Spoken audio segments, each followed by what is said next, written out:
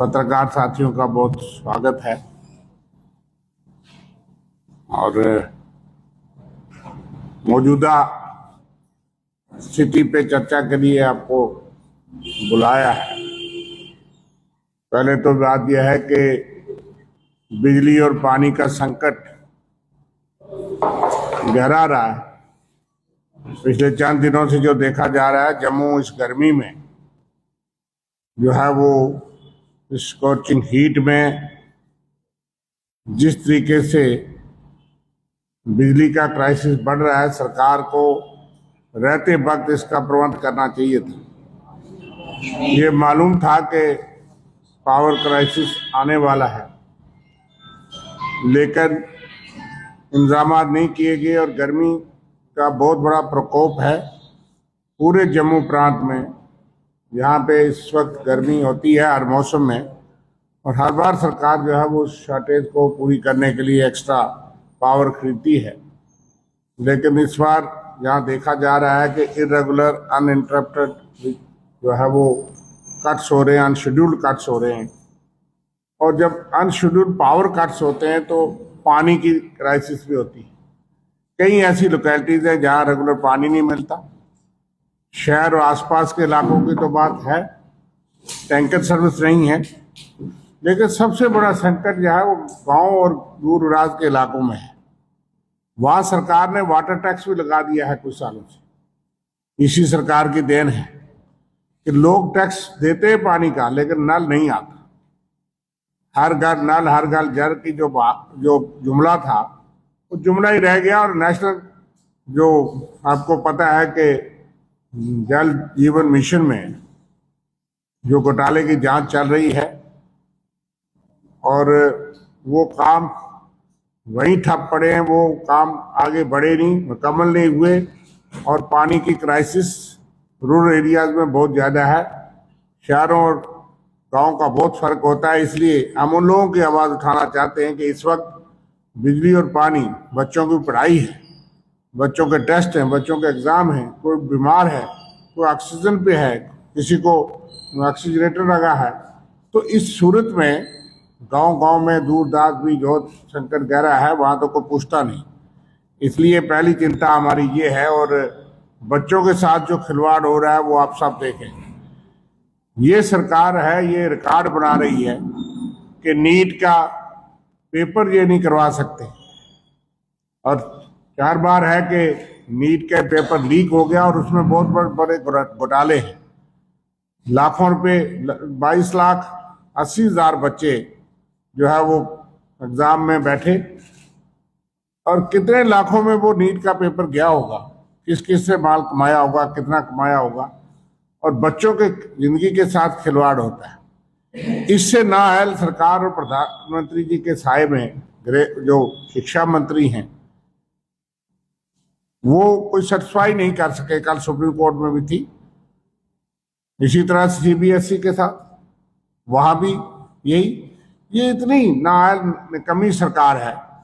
जम्मू कश्मीर में देख लो कि रिक्रूटमेंट में भर्तियों में कितनी भर्तियां कैंसिल करनी पड़ी, कितने घोटाले हुए। पहले भी सरकारें थी, लेकिन इस सरकार में राष्ट्रीय स्तर से लेके हर स्टेट में और यहाँ जो जम्मू कश्मीर तक ये घोटाले और ये धांधियां और ये फेलियर सामने नजर आते हैं। बच्चों के साथ बच्चे परेशान हैं, नौकरियां मिलती नहीं, टेस्ट में दोबारा उनको बैठना पड़ता है, और ये गंभीर चिंता की बात है। और बहुत बड़ी महंगाई है। समय रहते तो ये कहते थे सब कुछ ठीक है, कुछ नहीं होगा, और अब तो हर चीज का मशवरा प्रधानमंत्री जी दे रहे हैं। जब रुपया 60 रुपए का $1 मिलता था तब देश की छवि खराब होती थी, पैसे की कीमत अगर गिरती थी प्रधानमंत्री के ऊपर कटाक्ष करते थे। आज तो 96 रुपए में $1 है। वो रुपये की कीमत 4 पैसे रह गई है, आज खामोश है। ये क्यों ऐसी स्थिति है? तो देश बड़े गंभीर और संकट से गुजर रहा है, और उसके बीच में फिरका प्रस्ती और उसकी राजनीति करके जो है वो ये देश और सब कुछ चला रहे हैं, लेकिन आम आदमी पिस रहा है। और उसके साथ साथ जम्मू कश्मीर में ना तो इस वक्त पंचायत है, ना अर्बन बॉडीज है, ना बीडीसीज हैं, ना डीडीसीज हैं। एक ही इलेक्टेड इंस्टीट्यूशन है, वो है एमएलए। और सरकार ने भी आसान काम ढूंढा कि भाई ग्राम सभा में पैसे तय होते थे, अब हमारी व्यवस्था ऐसी है कि ठीक है, जो चुना जाता है उसकी राय, उसके पास अपना एमएलए फंड है, उसके अलावा भी प्रायोरिटी उनको कुछ हद तक फिक्स करने की इजाजत होनी चाहिए। लेकिन पीपल ओरिएंटेड डेवलपमेंट चाहिए, जनता फोकस में होनी चाहिए डेवलपमेंट के। यहां तो फिर एमएलए सेंट्रिक हो गई कि सारे प्लान, सारी चीज एमएलए साहब की इजाजत के बगैर किसी भी कॉन्स्टिट्यूंसी में अगर प्लान तय नहीं होगा, सारी चीज उन पे छोड़ दी, तो वो लोग जो जिनसे एमएलए साहब सहमत नहीं है, जो उनसे सहमत नहीं है, कई कैंडिडेट चुनाव लड़ते एक जीतता है, मानो 30% से 35% से, जो 70% 65% लोग हैं वो कहाँ जाएंगे? अफसर के पास कोई पैसा नहीं, उसकी डिस्क्रिप्शन पे नहीं, जनता से पूछ के प्लान बनाइए। तो जनता में बीडीसी, डीडीसी और पंचायत और अर्बन बॉडीज होती थी। आप जो पंचायत ग्राम सभा भी एक दिखावे के लिए की गई, उसका भी वेट करने के लिए एमएलए साहब होंगे। तो जरूर हमने कहा कि एमएलए की इंस्टीट्यूशन है, वो इसका मतलब ये नहीं कि कोई और लोगों के काम भी जायज होंगे, उस मोहल्ले में भी हो सकते हैं। हो सकता है उस मोहल्ले से वोट ना मिले हों, पंचायत के किसी एरिया से किसी को वोट ना मिले हों, या किसी पंचायत से कम मिले हों, तो ऐसा कभी नहीं हुआ, ना होता है कि सारा काम एमएलए सेंट्रिक हो जाए और वो लोग जो किसी दूसरी पार्टी से या दूसरे कैंडिडेट के साथ हों, तो उनके काम, उनका पानी, उनकी बिजली, उनका पोल देने तक भी एडमिनिस्ट्रेशन या ऑफिसर वो कहते हैं कि जनाब हमारे पास कोई पैसा नहीं, सारा एमएलए साहब तय करेंगे। तो ये व्यवस्था से आपके नोटिस पे लाया, और सबसे ज़्यादा ज़रूरी है क्योंकि यूथ हमारी बैकबोन है नेशन की, और यूथ को जिस ढंग से हाल ही के दिनों में नौकरियों के सिलसिले में पाबंदी लगा दी कि कोई एडवर्टाइजमेंट नहीं होगी, नौजवान आगे ही परेशान यहाँ पे है, और हम मांग करते हैं कि इसको रिव्यू किया जाए। अगर नौजवान ओवरेज हो जाएगा तो उसके रास्ते सारे बंद हो जाएंगे, इसलिए यूथ पे फोकस करना बड़ा ज़रूरी है। और साथ ही में जिस ढंग से नीट का एग्ज़ाम भाजपा हर फ्रंट में फेल हो गई रह गई, अब ये उस पर ज़रूरी बन गया कि वो एग्ज़ाम भी आर्मी के थ्रू करे। बड़े अफसोस की बात है कि विकसित देश बनाने की जो बातें यहाँ पे करते थे, आज सारे सोर्सेज बंद हो गए और आर्मी की मदद से वो एग्ज़ाम करवाने जा रहे हैं। तो मैं समझता हूँ कि हमारे देश की छवि क्या यहाँ पे रही होगी। और दूसरा साथ में जो सरकार है, हमारे फौरी तौर पे डिलिमिटेशन वार्ड्स की, पंचायतों के चुनाव हों या कॉरपोरेशन के चुनाव हों, घोषणा तो इलेक्शन कमीशन ने कर दी कि हम इकट्ठे ही यहाँ पे चुनाव करवाएंगे, लेकिन जो पीछे स्पिरिट है, अगर वार्ड बंदी नहीं होगी तो हमें लगता है कि ये लॉलीपॉप दे के ये चुनाव भी स्थगित करवाना चाहते हैं। और किसी ढंग से जो टाइम इनके पास बचा है, फौरी तौर पे वार्ड बंदी करें, नए वार्ड बनाने की ज़रूरत है। कहीं पे 20-20 हज़ार वार्ड की वहाँ पे लोगों पॉपुलेशन यहाँ पे है, रेशनलाइजेशन प्रॉपर की हो पाए और उसी ढंग से वार्ड बंदी हो, और पंचायतों के चुनाव तभी कराए जाए जब उसकी वार्ड बंदी पूरी मुकम्मल यहाँ तय करे। हम तो कई बार ये मांग उठा चुके हैं कि बैलेट पे, ईवीएम पे लोगों को विश्वास नहीं है, लेकिन बैलेट पेपर से हो सके तो बहुत अच्छा है। ये तो सरकार और इलेक्शन कमीशन को तय करना है।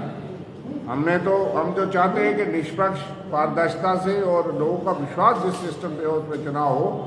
और पंजाब भी यहाँ तक कहते हैं कांग्रेस दूसरे स्थान पर जरूर आई है, कांग्रेस का प्रदर्शन अच्छा रहा, और अगले आने वाले चुनाव में आपको बताएंगे कांग्रेस वहाँ बहुमत से सरकार बनाएगी। लेकिन फिलहाल जो मुद्दे जम्मू कश्मीर के हमने ये उठाए हैं, इस पे आपके सवाल जो हैं हम ये चाहेंगे, क्योंकि ये बहुत ही अहम मुद्दे हैं।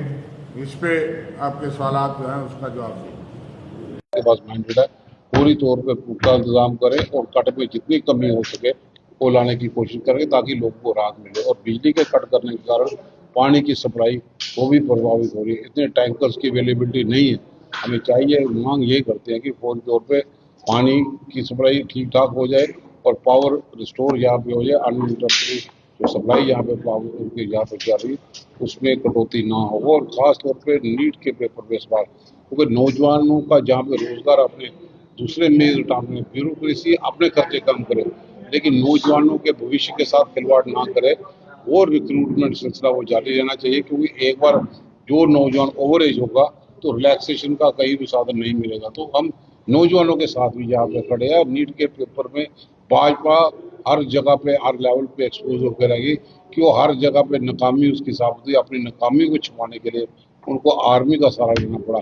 आर्मी जो देश की सड़कों को मजबूत करने के लिए, देश विरोधी ताकतों से निपटने के लिए यहाँ पर सक्षम है, वहाँ पे इस जगह पे लगाना हमें लगता है कि भाजपा कहीं ना कहीं हर फ्रंट में जहाँ पे फेल होकर रहेगी, पेपर के सिलसिले में भी वो फेल होकर रहेगी। और मांग करते हैं आज भी हम मोदी जो इनका एजुकेशन मिनिस्टर है फौरी तौर पे रिजाइन दे दे, चाहे नीट का एग्जाम हो चाहे सीबीएसई के सिलसिले भी इवेल्युएशन प्रॉपर तौर पे ठीक नहीं कर रहे, तो वो नौजवान और स्टूडेंट्स का भविष्य का सवाल है, कॉन्फिडेंस का सवाल है। कॉन्फिडेंस तभी बन पाएगा जब ऐसे लोग जो इन चीज़ों में स्कैम में शामिल है वो अपनी पोस्टों से इस्तीफा दें।